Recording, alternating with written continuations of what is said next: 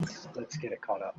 All right, I forgot to hit record in the beginning, so I'm comparing the groups of model that we started with whole numbers, showing how it easily works with a positive times a negative, but it's a little more work to talk about a negative times a positive. And so the interpretation of that leading negative is to take away 3 groups of 4, but starting with 0. So once I start with 0, I have to build up enough zeros so that I can actually take away the 3 groups of 4. So now that I've built up all those zeros, I can take away the 3 groups of 4.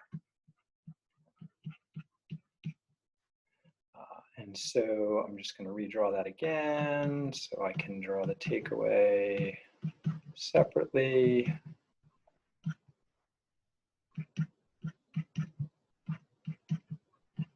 Oops, wrong order. And the order really doesn't matter anyway. Okay, so now I'm going to do the takeaway by just, let's say, I'll circle the ones I'm going to take away. 3 groups of 4.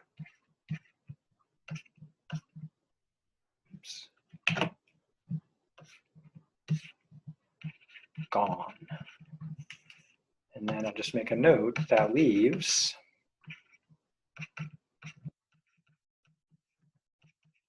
12 negatives. So according to this model, -3 times 4 is -12. Notice this picture looks totally different than the picture above, even though I get the same answer, because I started with that -3. So I had to figure out, how do I interpret that -3? Last class, I showed the pattern model, which is, I think, a little bit easier to grasp for most people, for most students. So we could look at the pattern model again. So that's the multiplication groups of model. It's pretty much the only model from our whole number models that works here. The repeated subtraction, repeated addition doesn't quite work here. The area model doesn't quite work here. And the array model doesn't work, as does the tree model. So patterns.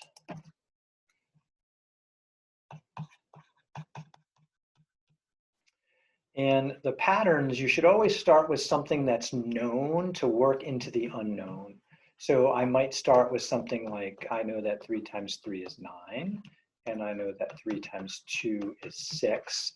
And so we leave one number the same, we vary the next number and see what happens to the answer, and hope a pattern emerges. 3 times 1 is 3, and we know 3 times 0 is 0. So these are some known facts, and we just want to continue these patterns down to see what happens. So 3, 2, 1, 0, the next number should be -1. So what is 3 times -1? Well, if I look at the pattern over here, now that we know about a number line that has stuff on the other side of 0, like -1, -2, and -3, we can say, oh, if we're dropping by 3 each time on the number line, if we went from 3 to 0, then we should go from 0 to -3. So the kids hopefully will realize with their number line that, yeah, that should be -3. And if they keep jumping by 3 in this direction, then the next number on the number line they would see would be 3 times -2, which would be -6. So we get this pattern, and we would do it with lots of different numbers. Now we're crashing through this in a day or two, where with the kids, we're taking weeks to play with this.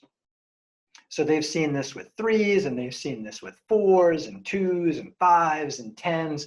And every time they saw it, they might have noticed, and if they didn't, you're going to point it out to them, or the worksheet's going to point it out to them, that in each case that we had a positive number times a negative number, the answer ended up being negative. Interesting. Okay, so this is an observation we make after doing lots of examples.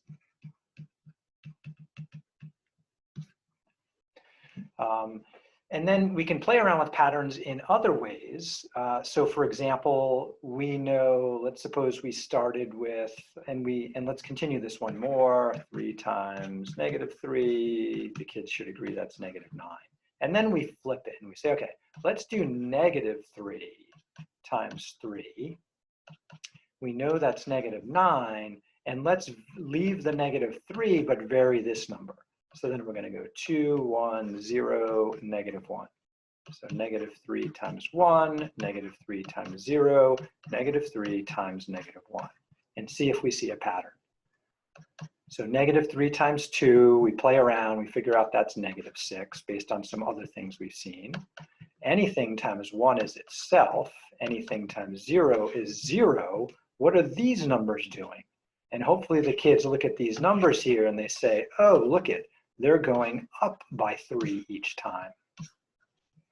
And they would say, okay, so the next number should be +3, according to the pattern, kind of the same way that one went the other direction. And then -3 times -2 should keep going, adding 3 as they come down, and that's going to end up being 6. So what pattern happens here? Well, we do this with 3s, and we do it with 4s, and we do it with 5s, and eventually we ask every time, you know, what happened when there were 2 negatives multiplied? Negative times a negative, oops, wrong order. And the kids would say, well, look, every other page it was positive. That's interesting. And so what we're building up here with the patterns is an algorithm. Okay. What do you mean an algorithm? And the algorithm here is a rule. That's what an algorithm is. It's a rule that you follow. And it looks like the rule is if you take a positive times a negative, you get a negative. If you take a negative times a positive, you get a negative. If you take a negative times a negative, you get a positive. And there's a few different ways to state the multiplication algorithm for integers. So let's do that in a couple ways.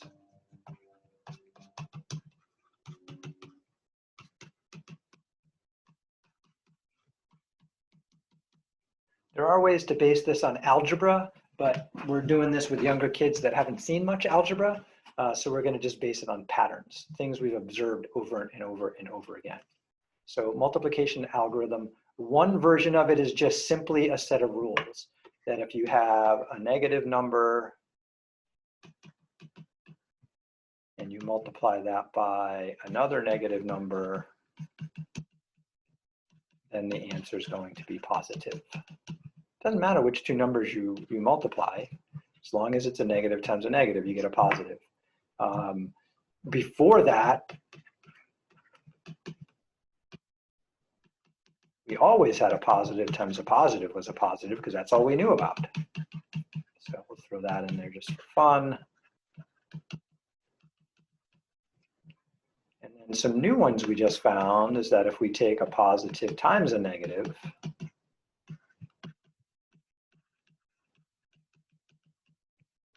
we get a negative answer. Or if we take a negative times a positive.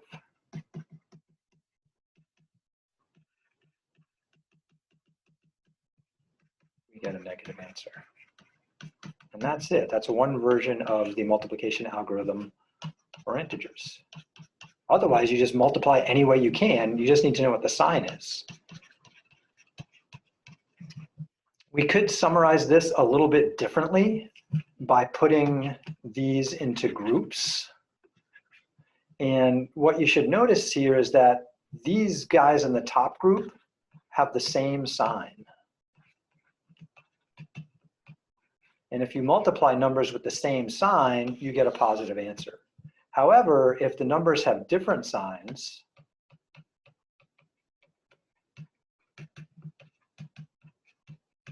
then you're going to get a negative answer.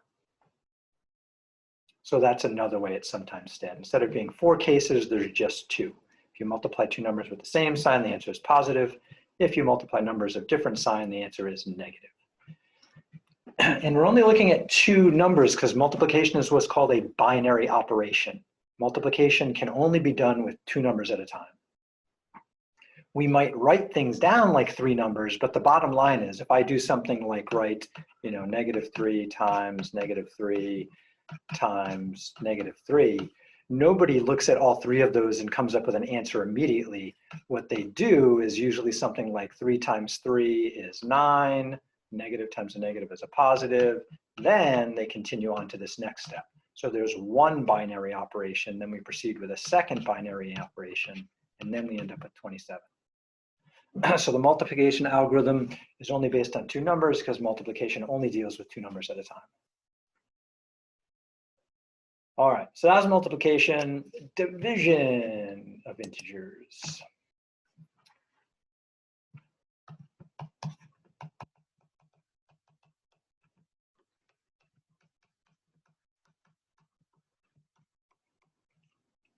So division of integers, there's a few different models that we have to work with just based on division of whole numbers. So one of those was repeated subtraction.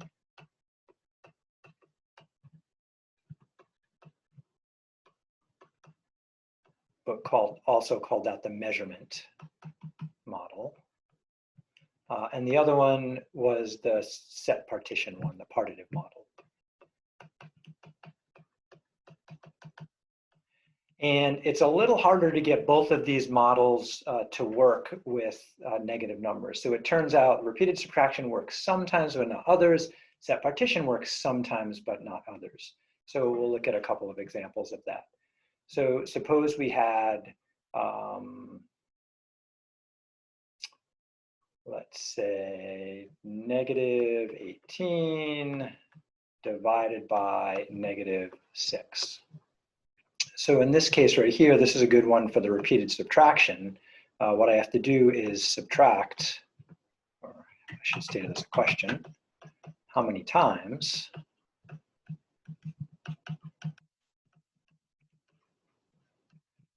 can I subtract -6 from -18? And there's a catch that I mentioned before, but I didn't say it all the time with regular whole numbers, and that is to get close to 0. And now it definitely needs to be mentioned because you don't want to subtract and go the other way.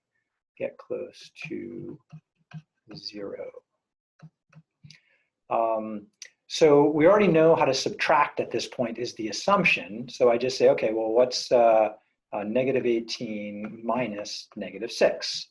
And we have a subtraction algorithm that says, oh, well, that's the same thing as -18 plus 6, and -18 plus 6 is -12. So there's once. And then -12 minus -6. And again, notice I'm not drawing any chips here. I'm just using repeated subtraction.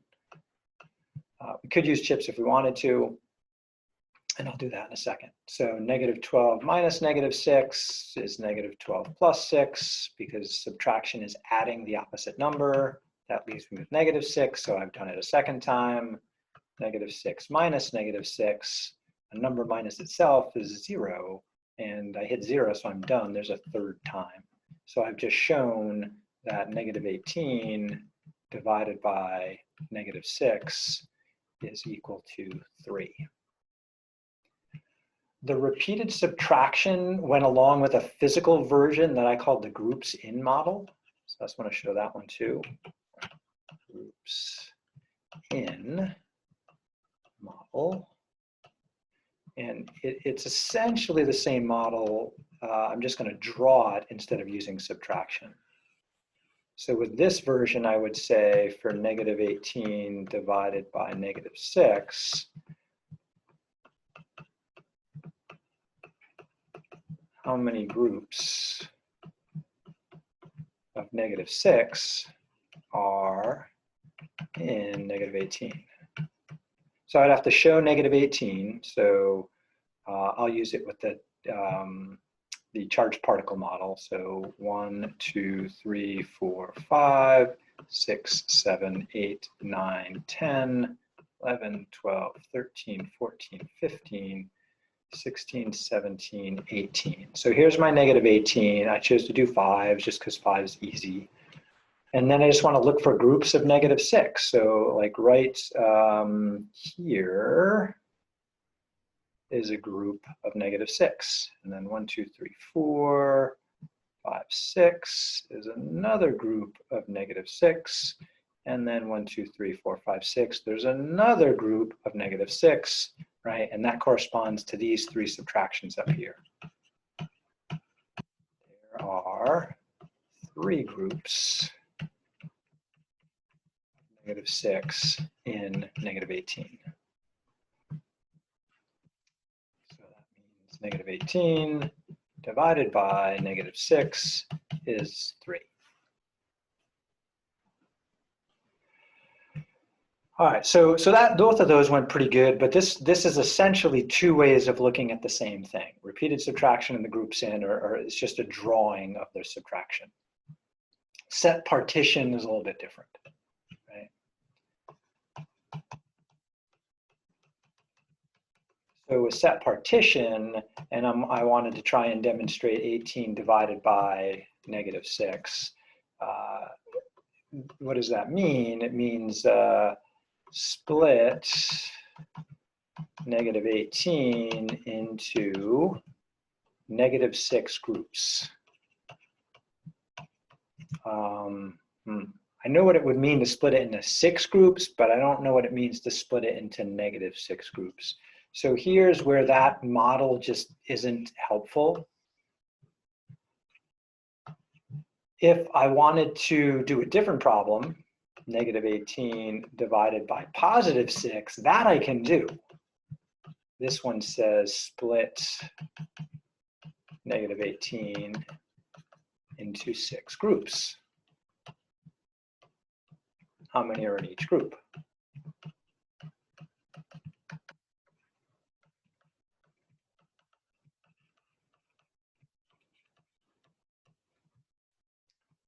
Question mark. So I show my -18 again.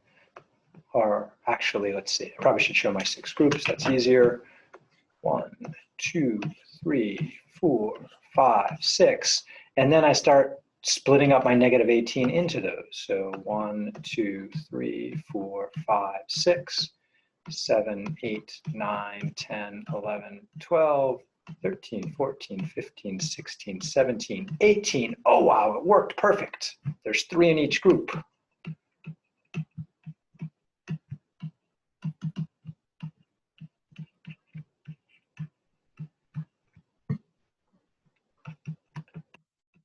So -18 divided by 6 is -3, because -3 in each group. Oh, I guess I didn't write that right. There are -3 in each group. That's better. So it turns out the set partition model works well for some division problems, but not all. Similarly, the repeated subtraction works good for some division problems, but not all. So a place like this one would fail is if I tried to do the -18 divided by +6, because now I want to subtract 6 from -18 repeatedly, and then stuff gets weird. Okay. So this, for the repeated subtraction, is trouble. Oops.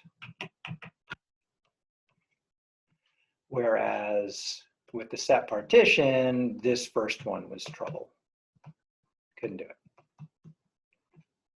So division's kind of a mixed bag with modeling, but there is one model that we talked about with whole numbers that works all the time.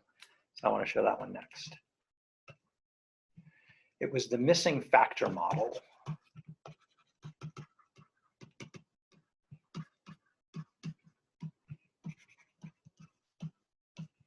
And this was really helpful for division when we were doing 0 with division. And it turns out it works pretty well with integers. So just a reminder of what the missing factor model was. If I just use whole numbers like 18 divided by 6 equals what, the missing factor model says rewrite it as multiplication, and you just read it backwards to do that, but with multiplication. So the trick is to read backwards multiplication instead of division.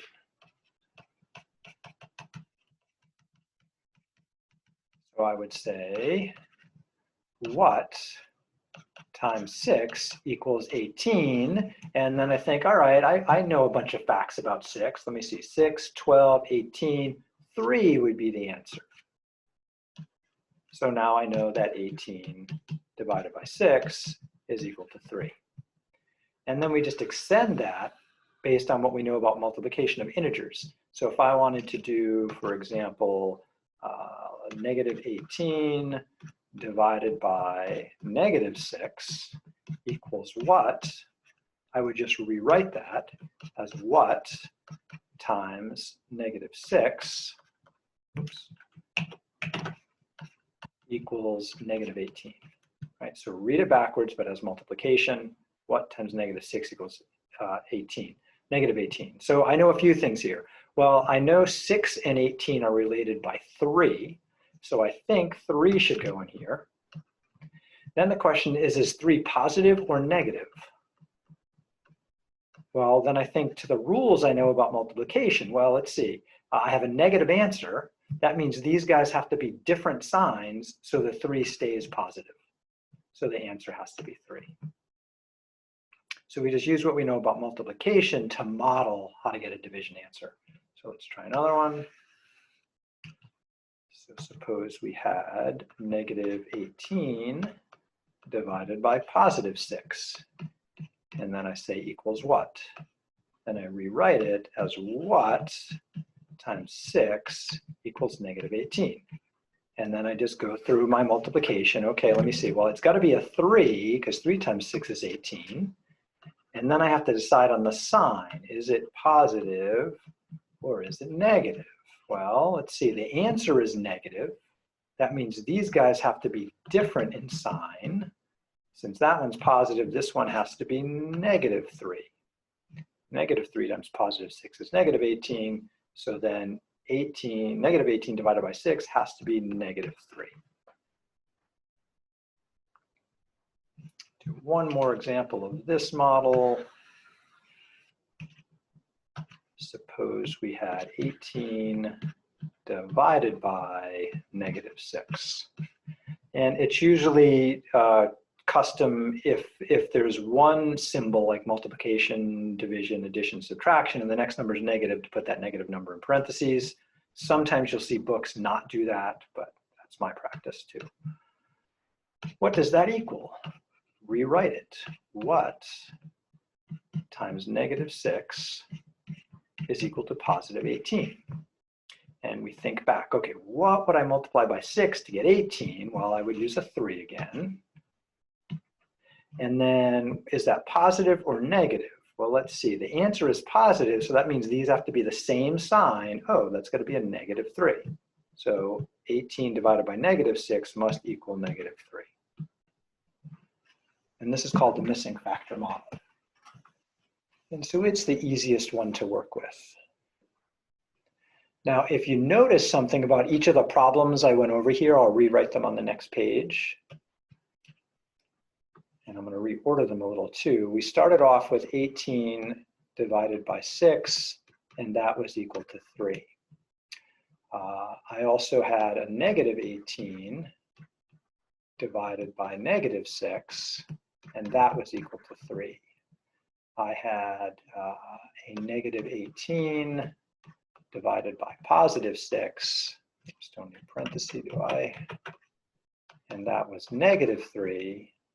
And let's see, what am I missing? 18 divided by negative 6 is negative 3.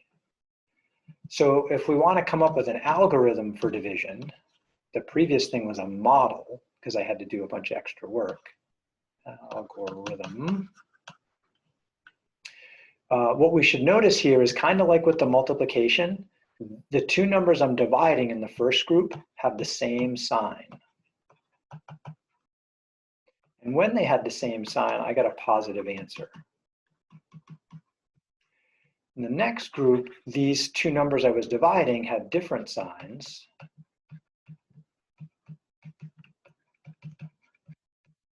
And the answer turned out to be negative. And that's the algorithm. So it's basically the same as the multiplication algorithm.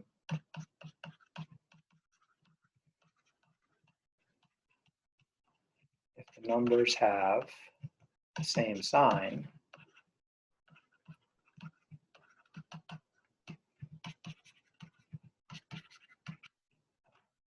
then the quotient is positive. Remember, quotient's the answer of a division problem, the whole number part.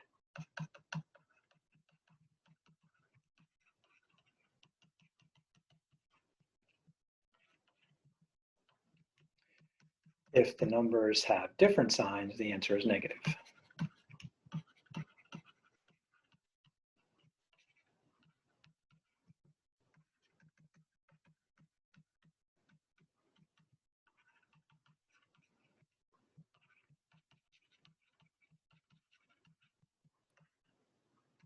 Quotient.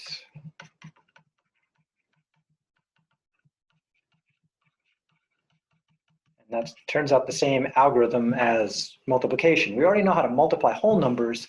The difference between whole numbers and integers that are negative is the negative sign. So we just have to decide whether the answer is positive or negative, and then we multiply or divide any way we want, regardless of the algorithm we use. And that pretty much wraps up section 5.1.